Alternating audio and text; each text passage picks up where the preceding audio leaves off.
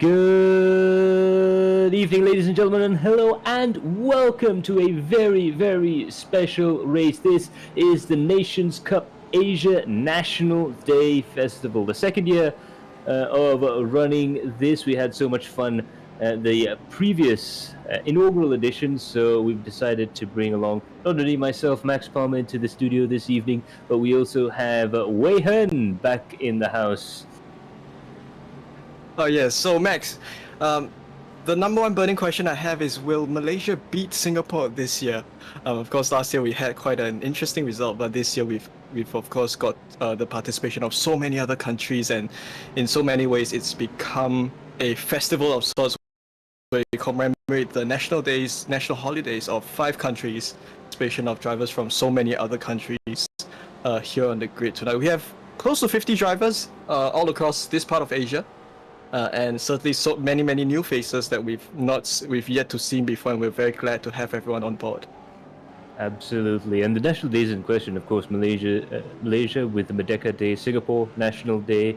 We have the Independence Day of India, as well as the Independence Day of Indonesia, and Liberation Day in Korea as well. So the month of August, a very special month throughout Asia, it's safe to say. But yeah, coming back to that, we've not only got drivers from just Malaysia and Singapore, and of course we had drivers, I believe, from Macau and Hong Kong as well in the inaugural edition, but we've got drivers from so many other places. I see a lot of, I've seen a couple of Vietnamese drivers out there, we've seen a couple of drivers from the Philippines as well, and it's going to be very interesting to see which driver from which nation is going to come out on top. We've got live images of qualifying right now, and so far, it isn't a nation in Nicolas Fener, first place. I do hope I'm pronouncing that name correctly there. Im Jo-hup in second place, Mika Hakimi in third, Melwin Tan in fourth, Thomas Ferry in fifth, Mitchell Hui in sixth, Simon Sanchez in seventh, Jasrin Jali in eighth, and Karam Bedi in ninth place, with Oliver Aquino in 10th. So real mix of drivers there in the top 10. Yeah, so our friend Nicholas Fener does come join us from Thailand. He resides in Thailand, and my understanding is he's also got residency in Hong Kong. So I think he's also very much enjoyed his time in Asia as well. So we certainly do enjoy his participation in our race events as well. He did very well in our previous Sim Races Asia season, and it's great to have him here racing with us. So his lap time is a 1:31.094, which is certainly very fast along Interlagos. And if you have a look at the top 10 drivers, they're all within a second of one another. Yeah, in fact, you have to go down to 14th position before you see your first 1, 2, and the top 25, as I can see it on the board right there, are within 2 seconds of each other. In fact, they're more at 1.5 seconds down to Ryan Lam there in 25th place. So it looks like it's going to be a very, very close race between all the drivers there. And as you can see, a lot of drivers pushing very, very hard out there.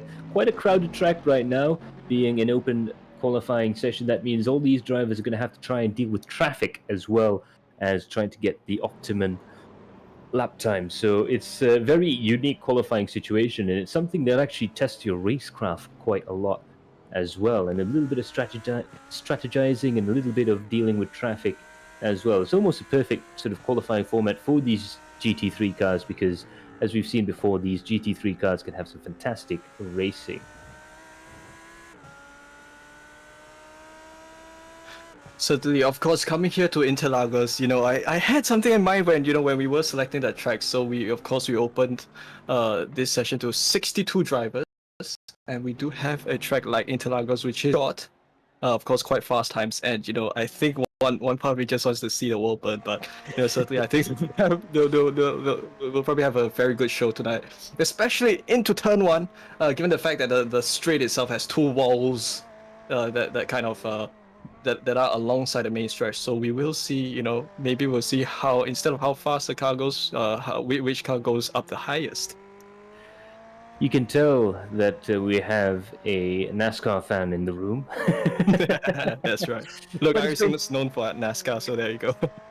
Yeah, but I mean, also if you look at things like the Mil Milha in Brazil, the 1,000-mile race, that's held at Interlagos, you do actually see in real life 40, 50 cars take to the grid here. And it is a very classic sort of endurance racing thing where you get a lot of traffic, a lot of cars out on track. It's going to be interesting to see how these drivers deal with, because not only do they have the physical corners on the track, but they've got quite a few moving chicanes out there as well. And as you notice with turn one, it's very tight and it's downhill. And I don't know, but usually in the first couple of laps, I missed the apex by a wide margin in comparison to normal. Yeah, it doesn't So, help that the entry is sometimes a little bit not so visible because the apex comes after, quite late. So, of course, the entry line needs to be a little bit different. So perhaps a lot of the drivers will be thinking about taking to that nice green tarmac nowadays, runoff area. It used to be gravel there, so as soon as you went offline, you pretty much race over, especially if you were in a single-seater. But there's a little bit of safety margin there, and so it'll be quite interesting to see how they go through that section there. But it's going to be a real pinch point. There's a few others as well. Turn 4 is going to be quite spectacular from experience. There's a lot of runoff there, so you tend to want to push a little bit harder going through there. You reckon that you have a little bit more tire pressure and a little bit more speed going through there, but it could all just be a bit of a mirage. And of course, that final corner before the blast up towards this start-finish straight could be a bit messy as well. So interestingly, we have in first Eurasia Simsport Hawks with Nicholas Faner in second place. Mikahimi is third, first Malaysian up there on the board. Melwin Tan from the Philippines in fourth place with Thomas Ferry in fifth place. Mitchell Hui is in sixth, followed by Kevin Huang, Simon Sanchez, Dominic Ang, Oliver Aquino, Jasmine Jali, and Karan Bedi in 12th place.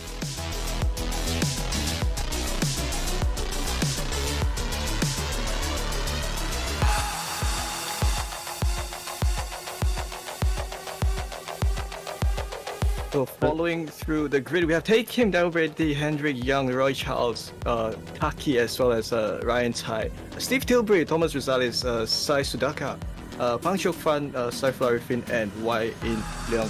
Of course, certainly the data set that we have here might be a bit out of date. So in the event that the team name is not correct, that can be changed. Of course, you can use the SDK Gaming Driver app to change your information. On the overlays. We've got Hong Le from Vietnam, as well as Hensley Young, Suyoshi Yong, Shamia Aizan, Afik Fadlan, Federico Teixeira, Oshan Kotadidia, I'm so sorry if I butchered your name there, Mohammed Muhaimin, Mike Tuason, King Kyung Ao, as well as Malvindajit Singh in 36th.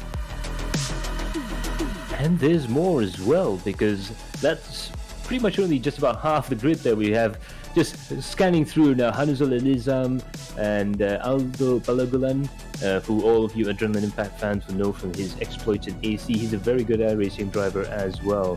Fandog there down in 41st place with Tommy Mai next to him from Vietnam. We have Paduka Shoaib, who's been well known in sim racing circles, both behind the driving seat and behind the checkered flag. Fred Ting there in 45th place and Roger Ng in 48th position. So really, we can say that it's a packed field there. Sim Hun there from Korea, he is going to be the last man out on the grid in 51st position with the 1-car field rumbling towards the start finish straight. I don't know about you, but I'm really looking forward to this start. Well, yes, we certainly are. So, of course, we would probably have a slightly shorter pace car lap. Well, it would appear so. I guess it kind of waypoint. Of course, Interlagos is very known for the fact that it does kind of have the best of both worlds. It has a very fast first and third sector, as well as a slow second sector, which will push these drivers to challenge the way they handle their car around the track. And this is something that's going to be very challenging for these drivers. Absolutely, and with the kind of handling imbalance that comes with, this is one of the hardest tracks to try. And there's a couple of cars off there. That's I believe that was Mohaimin there. A couple of other drivers. Fandog, unfortunately, just perhaps got a little bit concertinaed at the back. That's the challenge. We're trying to do a rolling start with these many vehicles, but we're going to up at the fourth race. Some last-minute dramas there, perhaps the nerves just getting in a little bit there, but it looks like the race start has been called off. Yellow flag is out, and we're going to start the race in pace car conditions, I believe. Nope. It looks like the yellow flags are down again, and it looks like Im Jo-hook and Nicholas Fener are now in first and second position. Unfortunately, we're having a little bit of trouble trying to send the images across the wires there, but it looks like they are getting through the sector. We'll get back to you as soon as we can stabilize the situation out there. But Im Jo-hook, Mika Hakimi, Nicholas Fener has dropped down to third position. They're bouncing around between second and third there, so there's a real challenge going on for the top podium positions right now. A lot of chopping and changing going through the first few sectors. I'm guessing they've braked and have gone through turn 4 at that moment for those changes through there. Rinjali and Dari switching positions. Dominic Ang and Simon Sanchez also battling through there, and Steve Tilbury just overtaking Thomas Rosales there. So as we have a quick look at the replay, it looks to be a relatively Because we have in fact extended the pace lap by one more lap, because unfortunately there was an incident during pacing, and that kind of resulted in some drivers colliding and possibly misplacing their position. So we will extend the yellow flag for one more lap before we go racing. So of course, usually the practice here is that we would usually only throw one yellow flag throughout the race. So since that has been thrown, once the race goes, it will be go time for the drivers. There will not be any more yellow flags later on in the race. Yeah, I do have to apologize there. I had to go off the timing screens there, and of course they were chopping and changing positions, but apparently that was just from the jostling for positions for the start of the race. Hopefully they'll get going in a lap or so's time. The start lights are still up there. We're trying to get the image just right for you guys at home with all these cars on server. It's been quite the interesting experience right now, but Im Jo-hook, Mika Hakimi, and Nicholas Fener still in their positions there. We'll see how everything pans up as they go into the start-finish straight. Let's see if the green flags come out.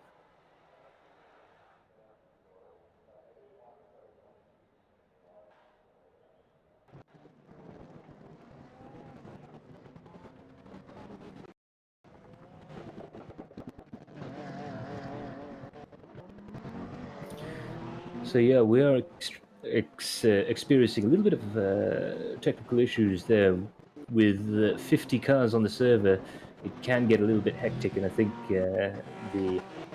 our little control center is trying to work overtime as hard as it can. So we have lights up now, and we're going to go green as they come down the first corner there, and Im Jo-hook and Melwin Tan there going first and second through the center S's there. Nicholas Fener drops briefly behind Mika Hakimi before trying to come back again. Meanwhile, there's a lot of changes in position. You see someone gone off the track there, it looks like.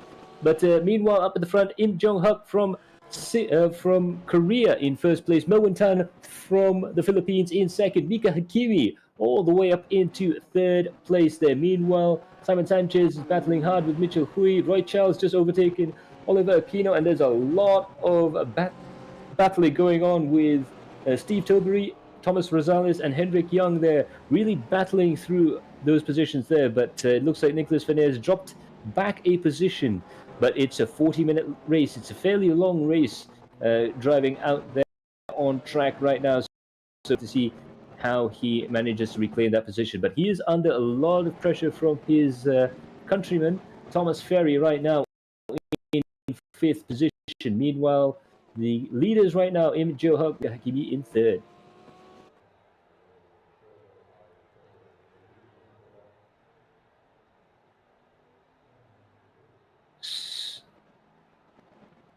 So we're going to head off for a quick break while we have a quick reset and try and get you some clearer pictures very, very shortly. So do stay tuned. We'll be right back.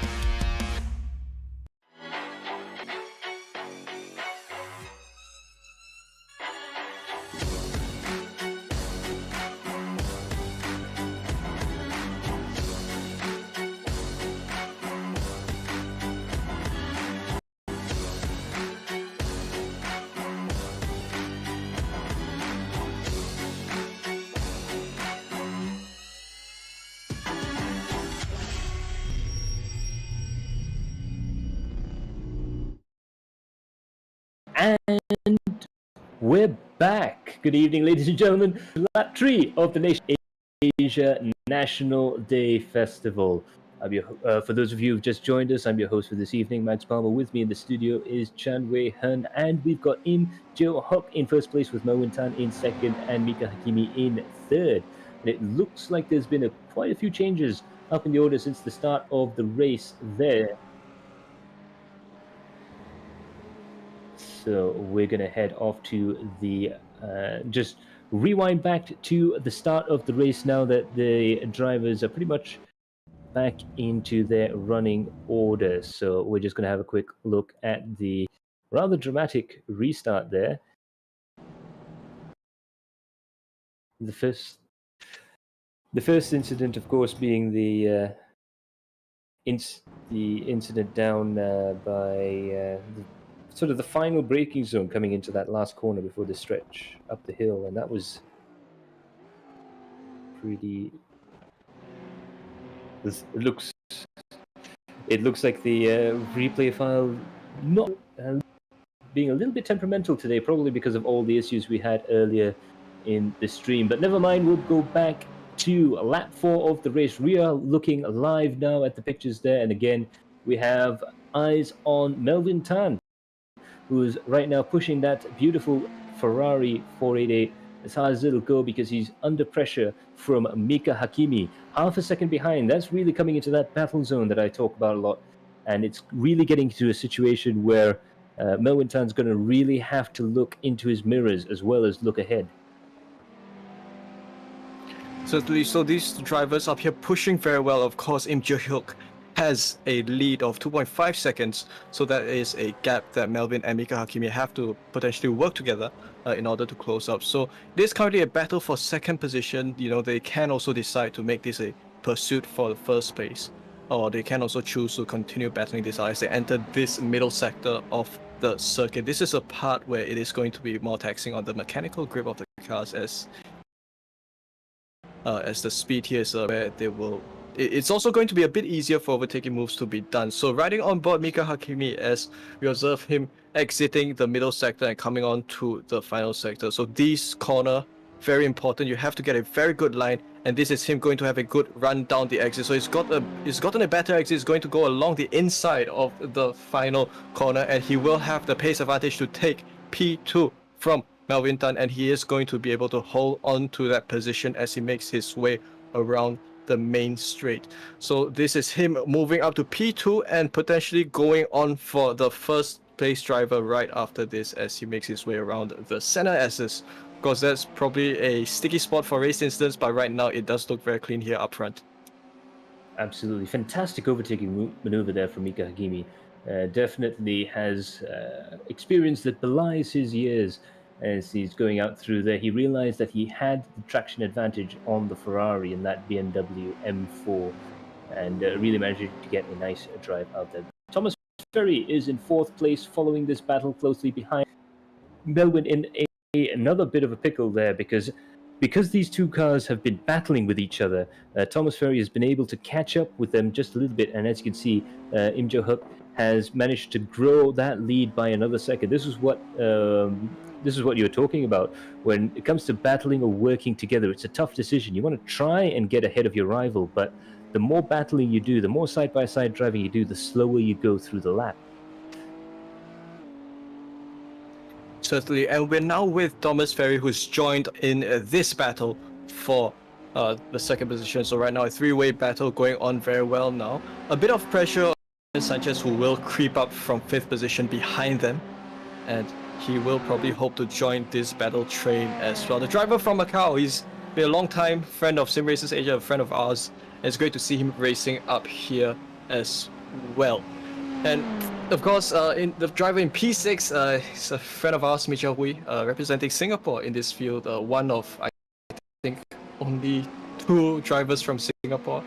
Yeah, so personally, I am rooting for him, but of course, the best driver will take the win here tonight. He is in P6. This is Simon Sanchez in P5. Gap between them is at 1.5 seconds. At the same time, Simon does have a smaller gap to the driver in front. We're now having a look at a battle that's taking place in the middle of the field, and this is Federico Teixeira, who is in 15th, and he is going to close the gap with Shamir Aizan in 14th. Melwin Tan's gone off the track. He's down into 9th place there, and he's off. Not too sure what happened there. Let's have a look at the replay there. We did see that they were quite close to each other. Coming into this braking zone here, very, very tricky. This was what I was talking about at turn 4. Very, very easy to push yourself a little bit too wide there. Unfortunately, perhaps didn't quite catch the spotter call, and it looked like that was a little bit of contact between those two drivers. And that's going to be quite a bit of damage because he's had to tow that car into the pits. A real shame there. Very bad luck there for Melwin Tan. He was on for a podium position, I reckon. But that's promoted quite a few drivers up, including this man here, Jasrin Jali. And meanwhile, further behind, Federico Teixeira is really pushing hard to try and get up to the back of Shamir Aizan right now. This is going to be a very interesting battle between the Porsche and the Lamborghini, I believe that was, coming up through the start-finish straight. Let's see if they can get side by side coming in to the braking zone here for the Senna S. The Lamborghini Huracan versus the Porsche 911. Coming into the braking zone here, the Huracan might have a bit of an advantage in these sort of switchback type roads, but it's a very difficult car to drive. It's a little bit nervous compared to the Porsche. The Porsche, very famously, rather stable, rather easy to drive over a long distance at a set pace. But this track could be the great leveler. I think we see a lot of the few times we've had GT3 car racing in Interlagos, we've always seen a different make of car at the top of the leaderboards at the end of the race there. So it's going to be very interesting to see who's got the better setup on the day. Meanwhile, Chofun Pang battling with Mohamed Mohaimin. We've got a whole team of Malaysians there in 15th, 16th, 17th and 18th position. Perhaps emulating the traditional trademarked adrenaline impact midfield battle that we almost always seem to have in these races. Yeah, except the difference being that over here in 14th, 15th position is actually somewhere towards the front half of the grid. So I think there will be many more mid-pack battles that are taking place at this point. Of course, this is one exciting one that's going on. It is being led by the Mercedes of Mohaimin. Of course, a very beautifully presented Porsche driven by Chok Fan. Gulf livery certainly very nice, and he is of course looking for an insertion point to make his way around Mohamed Mohaimin. So this is them going on a slipstream run down the backstretch. Now I think the good thing about Interlagos is that you have a fast backstretch, and it's also even got a bit of a banking that you can carry your speed across. So now this is them making their way down into the Senna S's. Chok Fan makes the move. Oh, nearly come into contact there, and around goes Chok Fan, unfortunately, and he's unfortunately lost his lead of that battle pack, and he's now gone down to 22nd position. Real challenging situation there. It's a tight pickle. When you go side by side through the Senna S there, you really put yourself in a real sort of high risk situation. And unfortunately, Chok Fan Pang was unable to get himself through the corner without incident. There was the slightest of contacts, but with this high level of racing, with these GT3 cars, the slightest bit of contact can be quite difficult. Of course, we have Ryan Chai, I believe that is, in 20th position. Again, I apologize in advance if my pronunciation is a little bit off. Do leave a comment down below if you do know Ryan's full name, but how to pronounce it. But in any case, he's doing a fantastic job here. He's got Afik Fadlan up ahead, who is no slouch, and he's going to try and go in for the dive into the inside there. Let's see if he can make it work. He's got a tighter line coming up towards the hill there. They're going to go 3 wide onto the back straight there, and it looks like that's going to give a advantage to there. And oh no, Afik Fadlan's gone sideways. He's gone sideways. That's that's 2 incidents in the same lap there, and that was some pretty sketchy stuff going up the hill, wasn't it? That was really interesting. I think going 3 wide through high speed through the exit was certainly not something that's safe to do. Of course, some drivers can pull it off, but I think it was tricky for all of them. And unfortunately, one driver would usually have to bite the dust in such a situation. Now, Chai Sunian sits in 20th position. He's going to battle against our great friend Saiful Arifin in 19th. Because he's very much active in the Malaysian community, and it's great to see him racing here with us as well as they enter the second sector of this circuit. Now, this corner can kind of catch you off guard if you're not careful, because it is a decreasing radius corner. So you go in the corner fast, you go in hot, and you're kind of braking as you're turning in. So that's something that, that does challenge the drivers, but both of them making their lines work very well here. And right now onto these hairpin sections. There's someone who's gone off! I think he might be a driver who was a lap down perhaps, or not a lap down. That was Mike Twerson. He's gone down to 20th position. Back with Ryan, and certainly this part of the circuit, that part of the circuit was more about positioning of the car at the right place in order to gain the line advantage to make an overtaking move. So right now, slipstream run down the backstretch. Of course, Saiful having a bit more pace advantage. Sinian trying to find the best place to slot himself behind Saiful to get the best aero advantage. And just like that, the stretch of Interlagos ends. So certainly not a long track here at Interlagos, a place where drivers are always pushing at various different points. And oh, here comes someone exiting the pits. This is going to be a very interesting. And someone's in a what looks to be a Nyan Cat Lamborghini, which is I think driven by Tay Kim. Of course, there is also a Nyan Cat Ferrari paint somewhere on iRacing, but oh, this.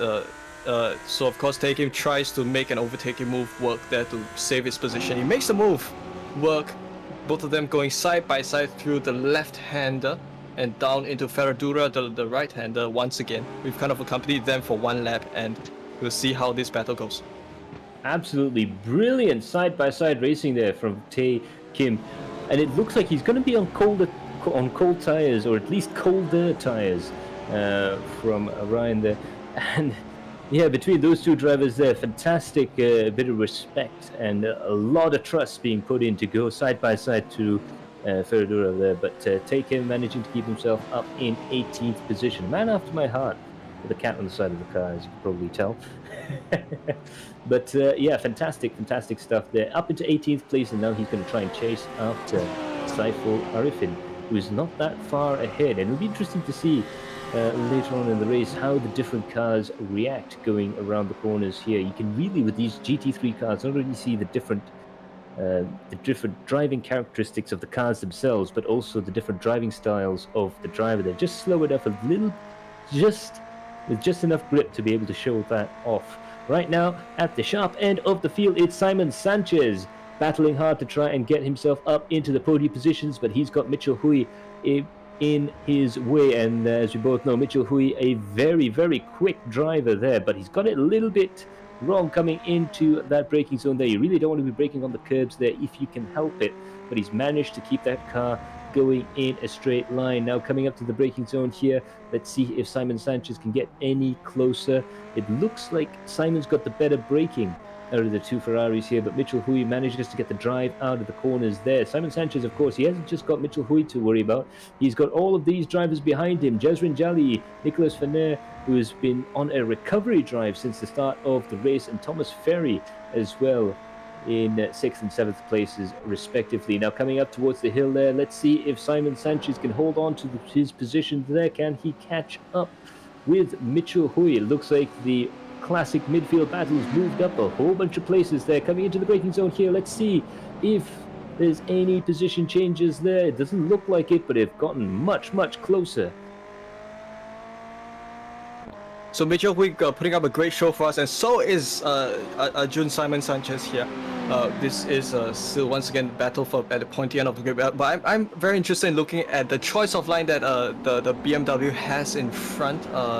Is that Mika Hakimi who's now engaging in a battle for a lead, or is that lap traffic? I think it's a little bit hard to tell at this point. Oh no, I think that is lap traffic. Yeah. That's amazing. 12 laps and we've already got lap traffic. That's how fast the front end of the field is going. Yes, we do have quite a lot of cars out there on the track, but still you'd expect them to start lapping at around lap 18, lap 19, but to start lapping the field at lap 12, the race pace is absolutely blistering right now. Mitchell Hoy still manages to hold on to his podium positions, but there's a fair few drivers behind him that would love to sample that third place position on the racetrack there. So it's going to be better for all the drivers if they can get themselves into clean air. It's going to be very difficult to get themselves into clean air. It's almost like that oval racing situation where you never have you never have any clean air in front of you, and you're always fighting through the traffic there. So it's going to be racecraft above all in this race. Now let's take a look at Shami Aizan and his battle with Federico Teixeira and Hendrik Young. To run down the very fast back and main stretch, they kind of combine together in a way. So very good racing so far. They make their way down, and this is down into the center S's. So I would imagine all four cars here are on the same lap. Of course, this is a kind of a pack that's led by Thomas Rosales of the Philippines in 9th position, and Shami Aizan is in 12th at the moment, and of course Hendrik Young quite not too far behind in 13th. Is also keen to be part of this battle as well. So Shami Aizan, of course, trying to close up his distance with Federico Teixeira, which will require a bit of effort as we approach the midpoint of this race. Of course, these drivers are 50%, so they should have to pit for fuel somewhere later on in the race, and that will probably give the drivers another advantage to let their racing strategy come into play, as we might see some drivers make some late race overtaking moves as a result. So the drivers make their way down into the S's. Now, I think we got to look at it this way. Right? When we have a race with such a big field, the upside is that we'll always have good battles going on throughout the field, and I think it's very much the case with this race. Absolutely, and we've got an almost cycling situation there where we've got an individual breakaway with Imjo Huck up in first place, Mika Hakimi and Simon Sanchez dropping back a little bit, and then we've got, it almost looks like a peloton, like a Group 1, Group 2 situation on Tour de France. We've got two bunches of drivers there. Whoa, look at that, breaking into the turn there. Nicolas Fener's gone off the track there, but we almost saw a beautiful overtaking maneuver going into that first S's there. Unfortunately, it looks like it's gone off a little bit wrong there for a couple of drivers there. Nicolas Fener has also gone off the track as well. So it's all happening all over the track there. We just saw a little bit of that rather aggressive overtaking maneuver there, and it looks like the fireworks are going off all over the track there. We've got, I count 3 separate incidents in that opening sector. Most certainly, and at this point it is Taki who's sitting in 12th, and he is quite a fair distance ahead of one of our friends, Steve Tilbury, who he is having his iconic Aussie livery, which is green with yellow. Of course, national sporting colours of Australia. That is the driver in 13th position, but usually he would have a Hatsune Miku paint scheme on. It's just that he didn't have it on this race. Just something that I have noticed every now and then.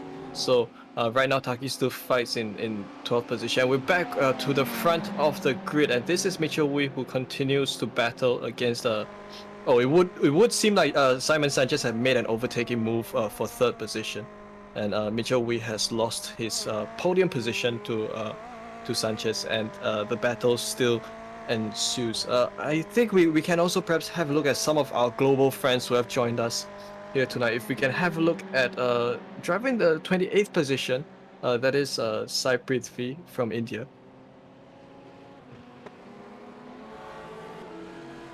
Yep, so our friend from India, he is of course part of the IR Esports community over in India, one of our partners, organizing partners for the Nations Cup finals that will happen in September.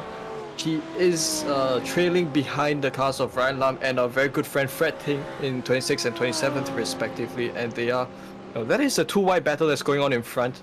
It would seem like the McLaren of Fred Ting has gone into the pits, and some drivers in fact have begun going into the pits for that fuel stop, and this should mean that the pit stop window is just become open. We're now having a look at Hanuzul Elizam, who's racing with Fan, which is a battle for 21st and 22nd position. Indeed, and you can see there that quite a few of the drivers have opted to offset their strategies. A lot of drivers came in with each other, and I think that's quite natural as well.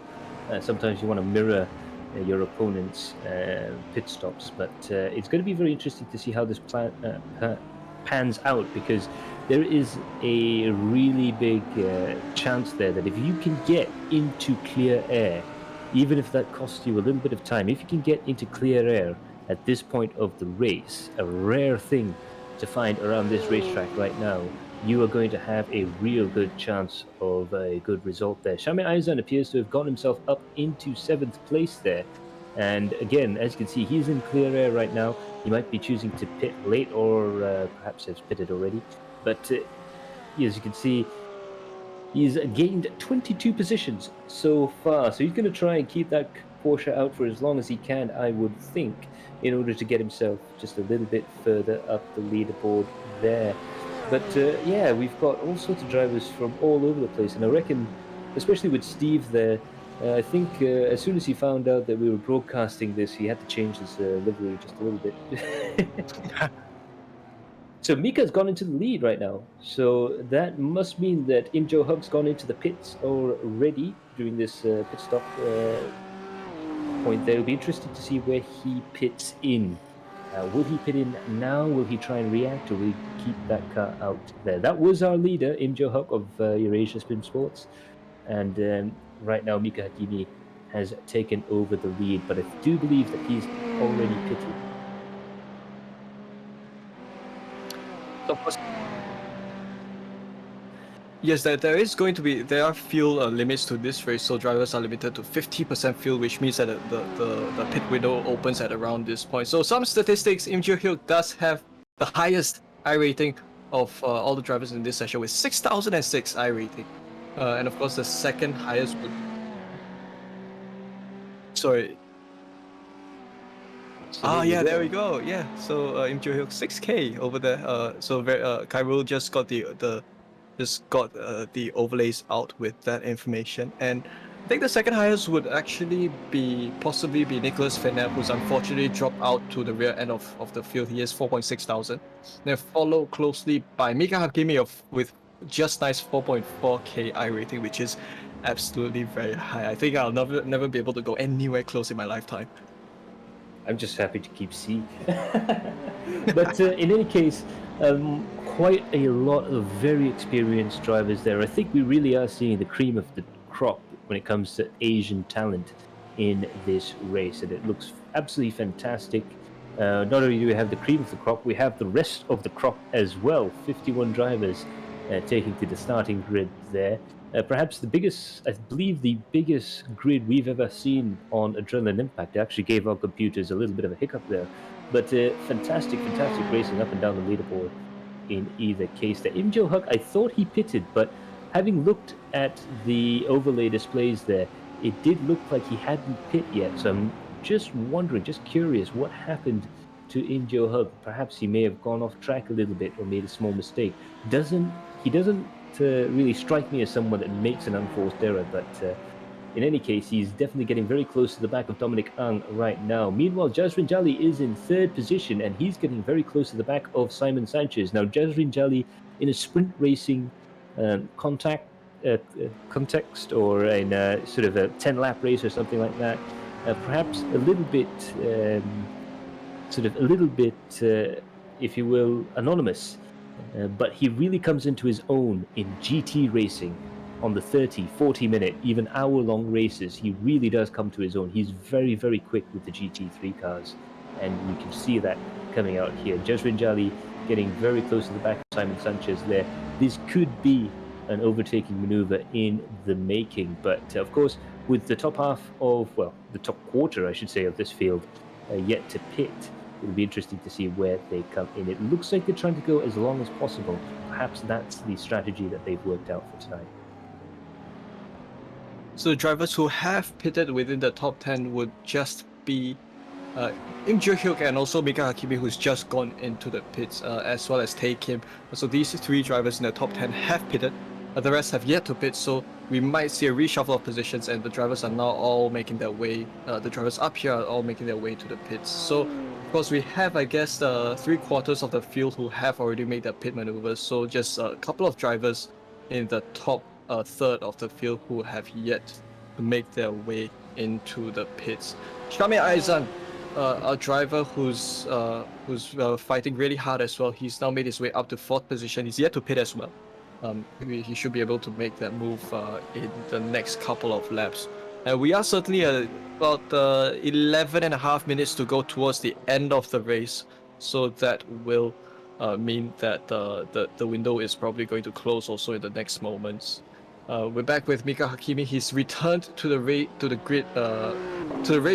3rd position, set behind Im Jae-hyuk with a gap of 8 seconds. So I think he will also try his best to close up that gap. Indeed, and that's a fantastic move there from Mika Hakimi, getting himself in and out and back into 3rd position there. So he's really picked the perfect point there. He's only dropped a place or two from where he was, only a couple of places there from the lead, and it's not insurmountable. 10 seconds between himself and the top 2 drivers there, and of course they've yet to pit. I believe Jaswin Jali is trying to go out as long as possible. He's rather famous in Malaysia for his JJ strategy specials, and it wouldn't surprise me if he will try and keep that car out into the last 5 minutes. Very, very good at saving fuel there, but he's decided to go into the pits, just as I said, just right on cue. And meanwhile, Mohammed Mohaimin there, he's gone up quite a few places as well. So that's Jaswin Jali.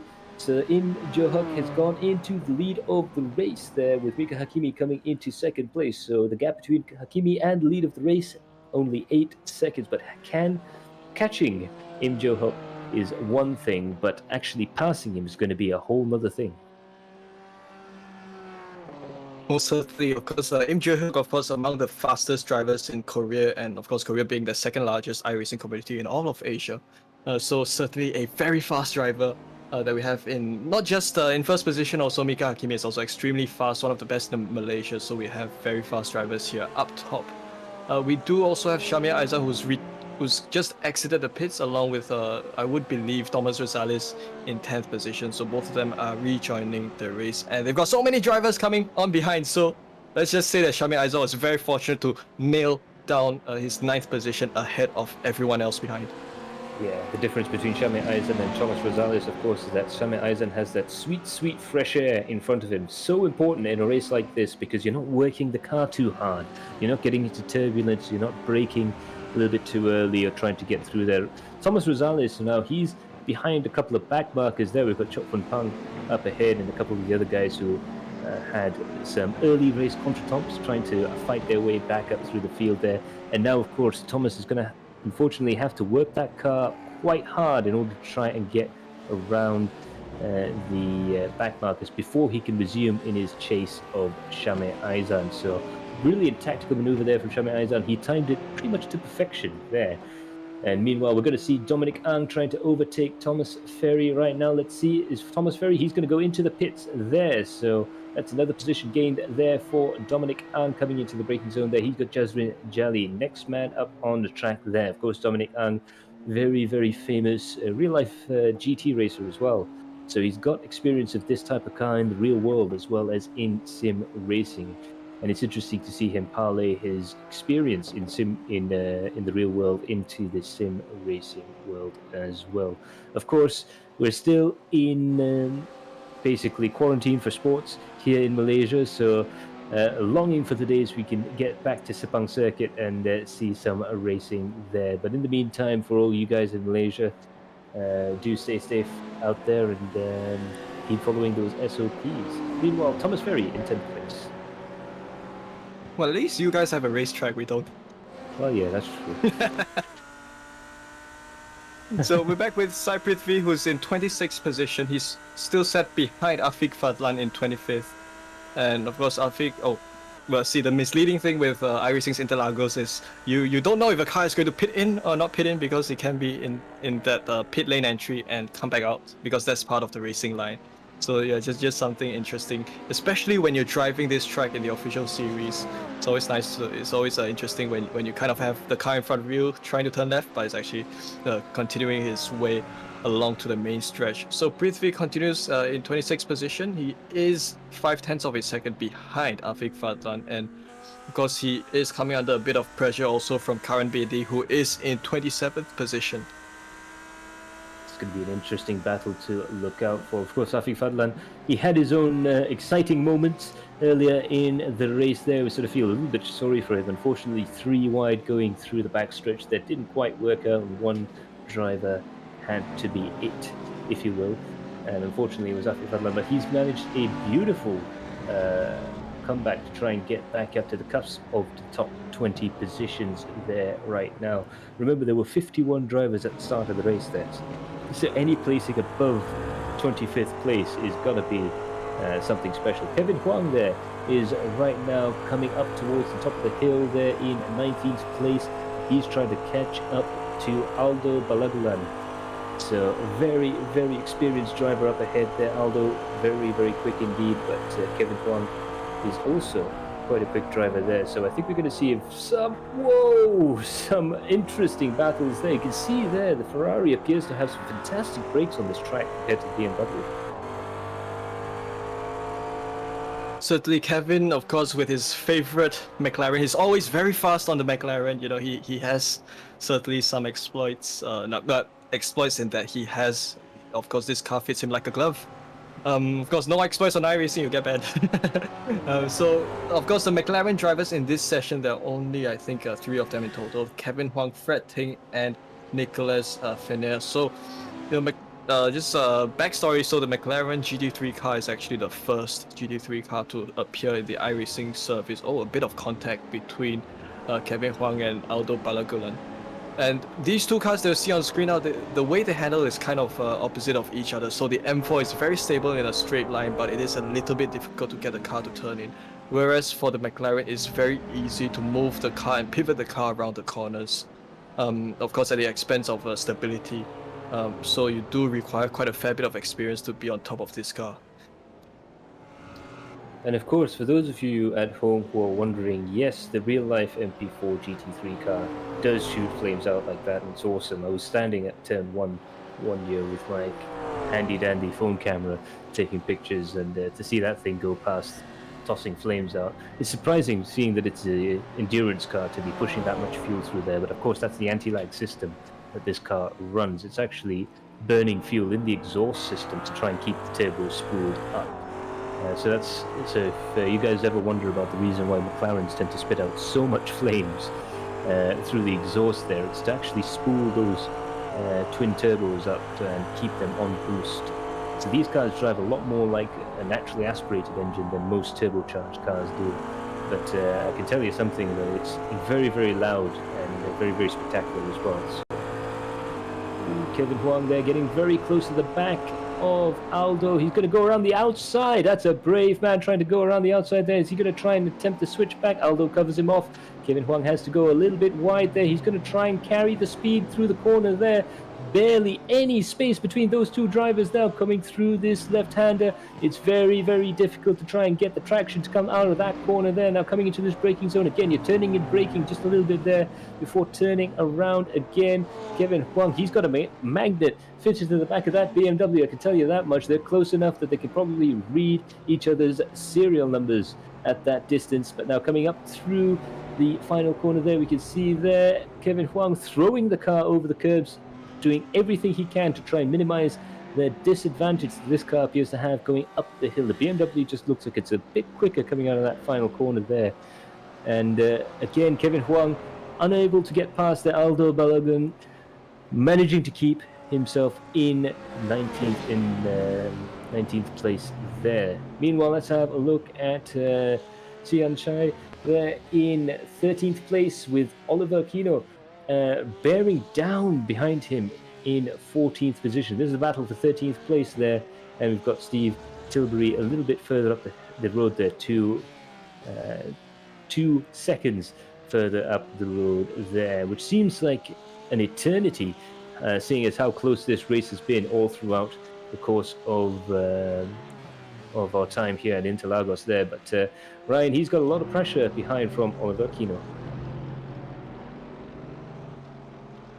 Yep, certainly. So the gap that Sinian has ahead of Oliver would be just under a second. So of course, with less than 2 minutes to the end of the race, I think Ryan would certainly make the best use of his time to hold on to his position as he completes yet another lap around Interlagos. And we're back with the front end of the field. So right now, of course, we are coming towards the closing moments of the race. The white flag should be out in the next few moments. Jaisrin fighting in P6, so the battle up top is still not over. So certainly, of course, Joe would probably be quite safe with his race lead.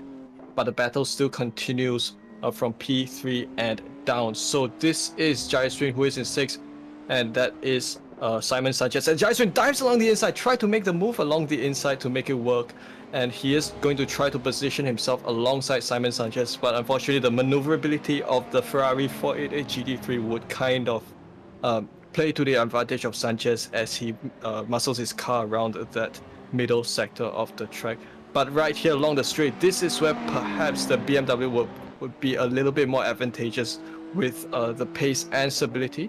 So he tries to get a good position to obtain as much slipstream as possible. But of course, the gap still continues to remain consistent as Simon Sanchez still holds on to 5th position. Of course, Mitchell Hui up there in 4th. He was just pushed out of the podium because we have a very fast take him up in 3rd position. Still, we still have a very exciting battle here to watch. Indeed, we have Jasmine Jelly getting closer and closer to the back of Simon Sanchez. He's going to have to try and overtake him before the middle sector there, because as you rightly pointed out, it's a very twisty middle sector here, very fast first and last sectors. So every time he gets a little bit boxed up behind Simon Sanchez, he's going to suffer a little bit trying to get that car, a big heavy BMW around that Ferrari. The Ferrari almost tailor-made to sector 2 here at Interlagos there. The BMW a little bit difficult to try and drive through there, so he's trying everything he can to try and pull ahead. We have reached 40 minutes in the race. The white flags are going to be out there for Im Jo Hook, I do believe. Or is that Im Jo Hook right now? He has not yet crossed the line, so that's going to be it for Im Jo Hook. Congratulations there. He takes it home for Korea in the National Day Festival race there. Congratulations to Im Jo Hook. Mika Hakimi is going to come home in 2nd place. And fantastic job there. He didn't quite have the race pace to catch up to Im Jo Hook, but fantastic stuff indeed. Take him with the Nyan Cat cruising to the finish line there in 3rd position. Meanwhile, the battle between Jasmine Jali and Simon Sanchez, it looks like Simon Sanchez has the upper hand. They both finished behind Mitchell Hui. Mitchell Hui in 4th, Simon Sanchez in 5th, and Jasmine Jali in 6th. Dominic Ang in 7th place, and it looks like Shame Aizan will cross the line in 9th, but Thomas Rosales there going a little bit slow there, just managing to get it across the line there, perhaps just a little bit low on fuel. Ryan Chai there coming up towards in 3rd place. He comes across the line there with Taki in 4th and Mohaimin in 15th place. What a spectacular race we've had. We've had everything. Oh no! Saiful Arifin! It looks like he's pushing Aquino. Aquino's run out of fuel, so Saiful Arifin's going to try and push him across the line there. That's an absolutely fantastic sporting gesture, even if I do say so myself. Fantastic work there. Of course, he doesn't have to do that. Obviously, Saiful Arifin is perfectly entitled to go and overtake him and go across the finish line there, but that's some spectacular stuff to see. Saiful Arifin is pushing Aquino across the line because Aquino has run out of fuel there. And Saiful Arifin...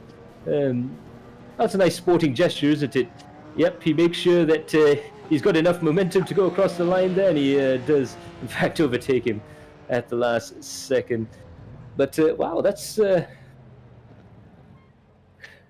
very nice gesture, actually. Oh, it certainly is. So, what a race. And Max, Malaysia's beaten Singapore this year. So I guess we hand the... I don't know what do you hand? What do you hand over like year after year? I'm not sure. We need to have like a trophy or a cup, or I've got like a brake disc somewhere I can hand over. To you guys, It's really light. It's a carbon fiber brake disc, lightweight, easy to ship. All right, so yeah, it is back to Malaysia, but of course the race winner Im Jo Hyuk of Korea takes the race win here at the National Day Festival.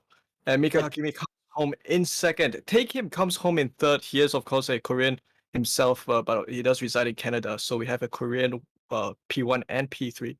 Of course, that is being flanked by Mitchell Hui in fourth position. Simon Sanchez of Macau comes home in fifth. And Jaisrin Jali from Malaysia in sixth position. Dominic Ang, Shamia Aizan, seventh and eighth. Thomas Ferry from Reunion Island, which is actually a French territory in Africa, comes home in ninth position.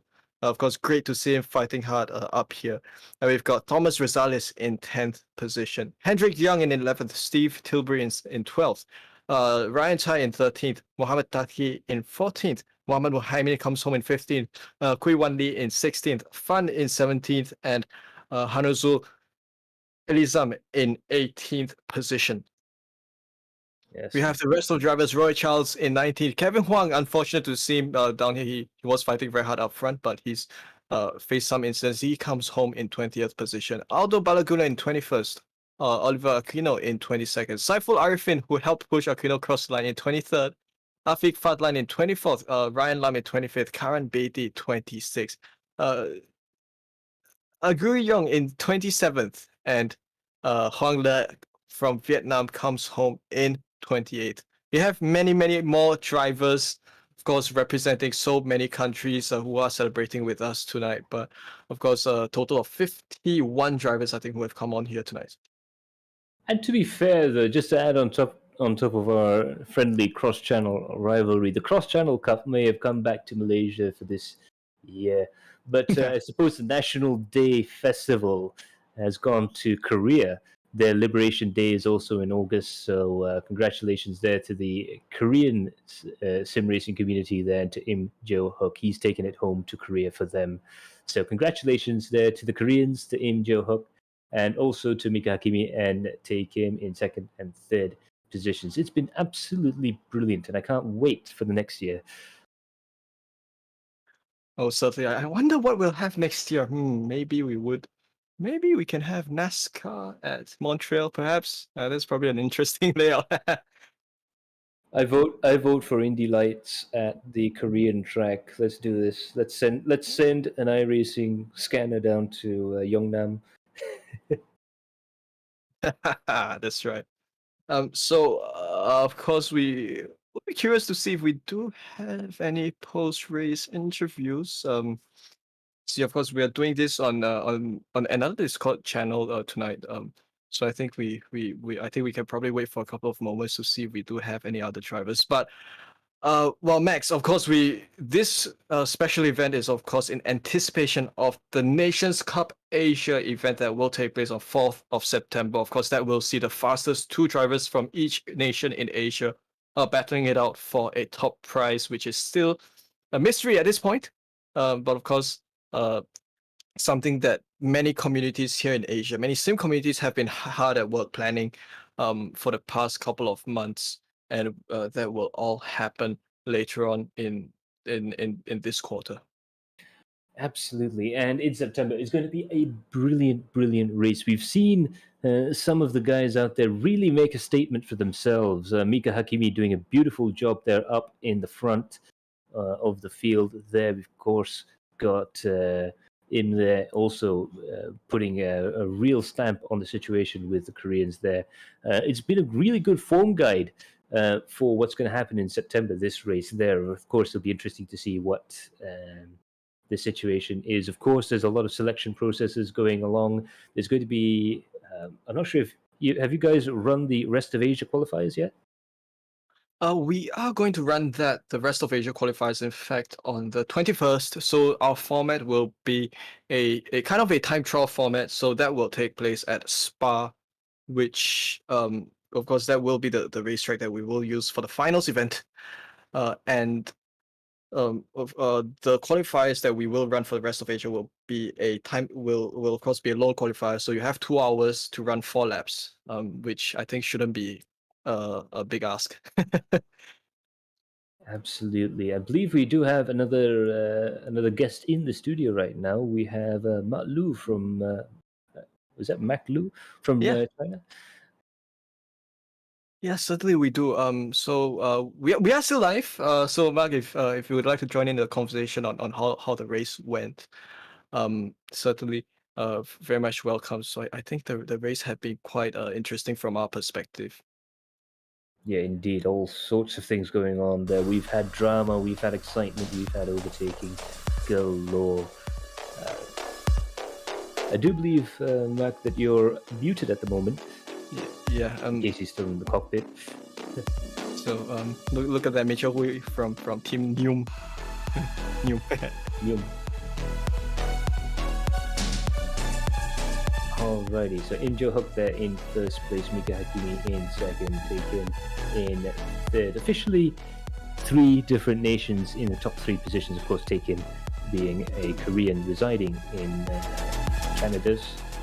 Mitchell Hui is the fastest Singaporean out there. Simon Sanchez, the fastest Macau driver out there in 5th place. Jasmine Jali in 6th, followed by Dominic Ang, Shami Aizan there. A strong showing, it must be said, for Thomas Ferry there in 9th place, but also a very strong showing to all of the Philippine drivers who have been out today. Thomas Rosales and Hedrick Young, very good job out there as well. Ryan Chai and Fan Dogwe from China also really representing themselves very well. Of course, we have Steve Tilbury in 12th place. So a real mix of drivers all across the Asia Pacific region coming down there, and some from even just a little bit beyond there. So brilliant racing from all of the drivers out there. So of course, I do understand that the Adrenaline Impact will also have many more sim events throughout the week. I think if you can share them, certainly. I guess on various other sim platforms as well, and also various other racing game platforms as well that you guys engage on. Absolutely, we've got a long-running series of Assetto Corsa events, and we'll have a couple of those lined up. Also, I'll give a hint, along with our Merdeka coverage for this month, we'll also be doing not only the Merdeka virtual event for MAM, our local ASN here in Malaysia. The Motorsports Association of Malaysia put together a beautiful package of 3 races. We're going to be broadcasting the iRacing 3 hours portion of that event, and I'm really looking forward to that one as well. Of course, we've got Assetto Corsa, and we're also planning something special for that. Let's just say it's what can widely be described as Malaysia's national car around the national racetrack. And there's going to be an endurance element to it, of course, because as many of you may not know, in Malaysia we've always had the tradition of running an endurance race on our national day, on Merdeka Day, and we're unable to do that at the track this year, but we are going to bring some of that Merdeka endurance race spirit into sim racing. So that's going to be the real theme for us this month, and of course we will be there for the Nations Cup as well. We're really looking forward to that one, it must be said. So do stay tuned to Adrenaline Impact on Facebook. That's where you're going to see all of our schedules and all of our events coming up there as well. And of course, there's quite a few events that you yourselves at home can join in on as well. So there's going to be a lot of stuff happening in the future, and even throughout the course of this week. So can't wait. Most certainly, and Max, I think the one thing that I've enjoyed most with you guys, of course, other than race commentary, also we've also done some fun events on Forza Motorsport and Dirt Rally as well, and I think those are also areas which the community is very interested in. Absolutely, and just to come back to the Dirt Rally thing, we've just done the first of what I'm hoping to try and get 3 rounds into this month, or this month and next month, of our Merdeka Rally Sprint series. So we've got drivers going live commentary, a real festive atmosphere going on through those events. So we're hoping to bring you Volume 2 very shortly. Perhaps not this week, but next weekend. We're definitely looking forward to doing that. And of course, who knows, in the future we can get back onto Forza Horizon, because I think I've never had so much fun as Me and you on Forza Horizon, just chilling out and having a fang, as they say, from where I'm from. Yeah. And the great thing about that is, your I rating is not at stake, so you can crash any cars you want. Yeah, I think it's almost the point of the game, actually. But in any case, that's been a brilliant broadcast so far. We do apologize for the start of the race there, but I don't think any one of us would have realized that we would have had 51 cars out there on track. It's almost, I think it's bigger than a NASCAR field. Come to think of it, it's bigger than Le Mans. So it's absolutely fantastic to see all these guys going out there and really giving it a go. And I don't think there were any really slow guys out there. The field was pretty quick. There was only 3 or 4 seconds separating the entire field. So that just goes to show the quality of sim racing we have here as well. And there's going to be a lot more of that coming soon. But until then, that's going to be it from myself, Max Palmer, and from Carol Alang, and from Chan Wei Hen. Thank you very much for joining us. We've got the dream team back together again. Yay! Look, it's not complete until I can swim across the causeway and find you guys at your studio, man.